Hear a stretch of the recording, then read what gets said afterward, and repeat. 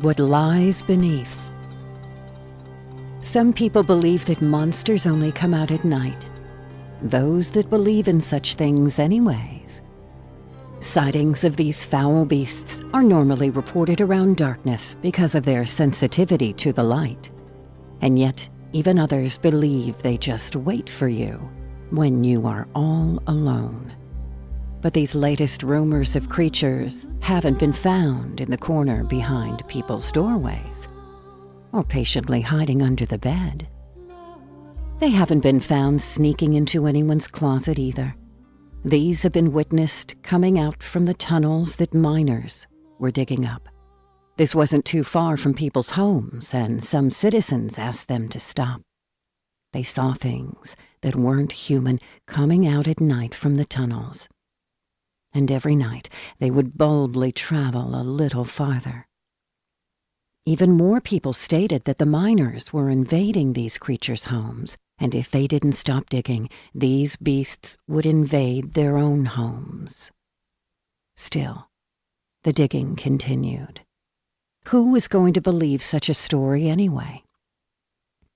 One day, the truth hit a little too close to reality. When Greg Darwin was called to inspect the tunnel, the miners stumbled into a problem. There was a barricade inside and they couldn't break through it. There was found on the barricade a stone tablet with what appeared to be ancient writing. To make things worse, it was written in a text that no one could translate. Soon enough, it didn't appear to look like writing at all, more like symbols. Some of the workers thought it would be a good idea not to continue, getting an awful feeling. Some of them were so spooked that they quit on sight.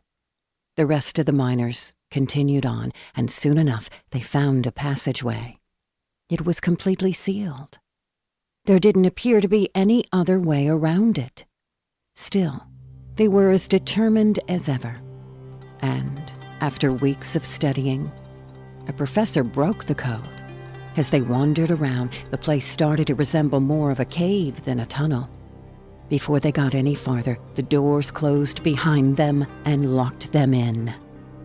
The professor tried to calm everyone down before they started to panic, explaining that if this was a cave, there's probably another way out. Two workers walked up to Darwin and introduced themselves as Joanna and Bobby Merck. As kids, they used to go over to the abandoned tunnels and play inside. It didn't used to have any barricade, and it always led them into the cave. Until one day, the tunnel collapsed and trapped them inside. After 4 days, they told him they had found their way out and believed they still remembered. "Very well," said Darwin. "You can lead the way for now." And with that, the hike continued on. The professor did wonder, though, why the tunnel was reopened if it had collapsed.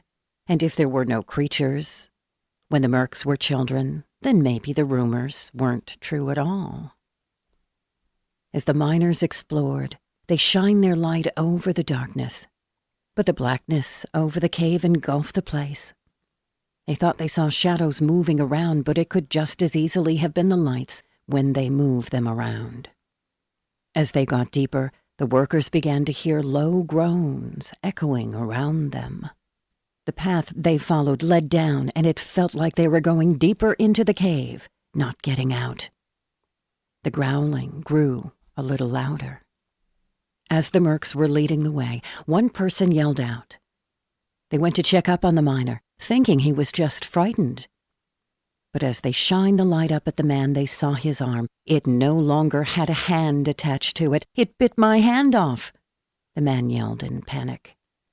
Blood was gushing, and everyone tried the best they could to stop it.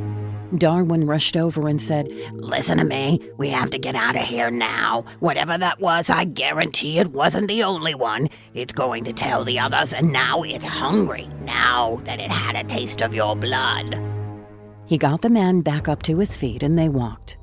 But he started to stagger from the loss of blood. Bobby Merck walked by the professor. "You know, if those demons are sensitive to light, maybe we can use these lanterns as weapons." Darwin looked right back at him before responding. "I don't think that will do much good. These things lived in caves for a very long time and probably developed other ways of finding us, besides seeing. Sort of like bats using sonar to track down their other friends. After a few more minutes, the Mercs stopped in their tracks and looked up. "This is it," said Bobby, pointing all the way up to indicate to everyone they were climbing from here. "Won't take too long to climb up there. Once on top, we'll be more than halfway out." "Yeah, but how are we going to get the injured man out of here?" one of the miners asked. "He can't climb like the rest of us, and we can't just simply leave him here to die." "Then 2 of us will climb up at the top while the others stay down with him," Joanna finally spoke up. As they began to climb, Darwin walked up to Bobby and said, "Be careful. I don't think this cave is exactly the same way you remembered it." Bobby didn't think much about it and began climbing. Shortly after, a horrible scream came from one of the miners. It was the same one that had his hand bitten off. Now, teeth marks covered the side of his face. His throat had been slashed. Everyone else panicked now, trying to climb up, even pulling people down to get up faster. Someone stepped in a trap on the ground and spears shot up and impaled him. The blood beaded down the rust over the spears. As now loud, growling sounds were heard.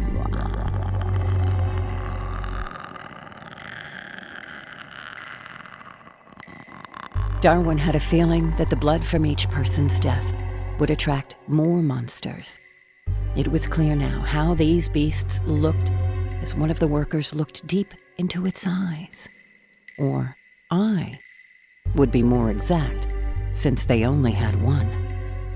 Their backs were sharp like a porcupine's, and its teeth covered half its face when it grinned.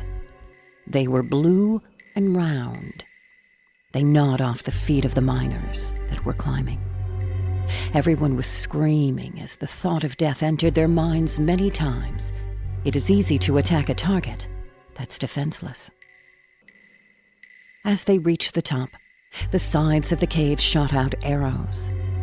Some people got shot in the neck and died instantly. Even the ones that were suffering wouldn't have to wait long, as the monsters would simply come by to eat them.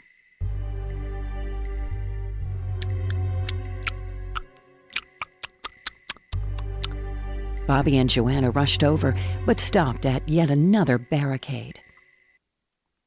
"This one wasn't here before," Bobby yelled at the top of his lungs. They had no choice but to wait for the professor to catch up. Darwin looked, studying the puzzle. He worked his way trying to scroll through, but it wasn't easy, considering that even he didn't understand the text. As Professor Darwin attempted to explain, there were 3 artifacts on the side of the door that resembled keys. Before, as he tried to figure out which key would work for the door, nearly all the miners pushed him aside and tried opening the door themselves. As they used the first key, pressurized acid came out from the walls. The chemicals ate away at the flesh almost as painfully as the monsters. Even though these creatures might not be tall, they were as fast as ever, and their hunger grew. The remaining miners used the second key, and finally, the door unlocked. People ran at a stampede as the demons ran right behind. The floors underneath collapsed, and those that ran ahead fell through. The bottom was an inferno that was hot enough to burn the skin without even touching it. The only ones that actually had enough sense to listen to the professor and still remain among the living were the Mercs. His suggestion was to climb on the vines through the doorway, but these human eaters had claws, and they scaled the side of the cave, biting away at the vines. So, they had to leap from vine to vine without hesitating, not even to look at the flames below. The beasts followed even after they made their way across. But they were slowing down. Darwin looked back and saw a light in the distance. He got closer and had the Mercs help him push over the crumbling rocks and debris ahead of them. More light had shone through as they climbed up and out into the outside world. They eventually hitched a ride in the back of a pickup truck. The Mercs looked over at Darwin before they spoke. How are we even going to explain this? The professor shook his hands and laughed nervously while looking back. He then turned and adjusted his glasses before responding. It's simple. We're going to blow up both entrances to the cave. Then we're going to tell everybody that the cave collapsed and everyone got separated from one another. Yeah, but won't people go in to inspect the place and find out that's not true? Bobby questioned. Darwin covered his face in frustration. The truth is no one is going to believe us anyway. And they're not going to survive very long if they inspect this place. And just like that, the truck drove off. Darwin made good on his word and used explosives to seal the 2 entrances they found. But the truth of the matter is, whatever we close off can always be opened again.